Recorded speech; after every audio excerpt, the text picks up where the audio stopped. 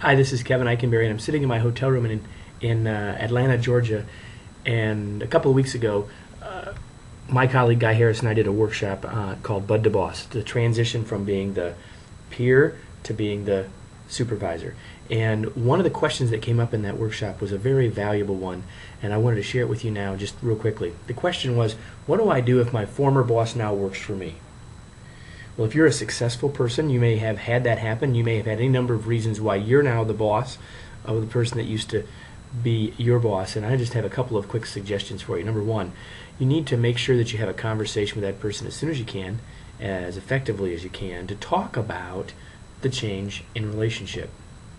I think one of the biggest problems that people face in this regard is they don't ever have that conversation. So first thing is, have the conversation and just start to talk about the differences, talk about how both people feel, and recognize that that other person, your former boss, probably or may have some emotional stuff related to this. So acknowledge that and recognize that probably in most cases it's neither completely was in your control whether you got the promotion or they got the demotion or whatever it looked like.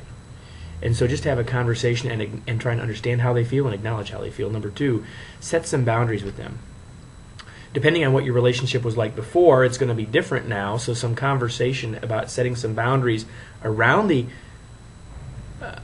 relationship and what's effective, what's going to work for both of you, what your needs are, what their needs are.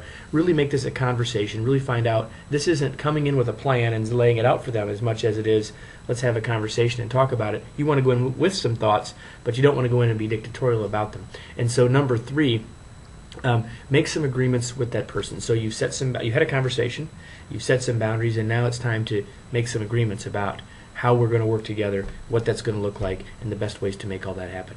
So if you'd like to learn more about this, we're going to be continuing to create these short videos about about being a new supervisor and about the transition from being the bud to the boss. And I hope that you'll continue to listen to these videos, and I hope that if you've got questions, you'll send an email to me at kevin@kevineikenberry.com, and we'll make sure we do an answer to your question as well. Thanks a lot. Have a great day. Again, Kevin Eikenberry, kevineikenberry.com.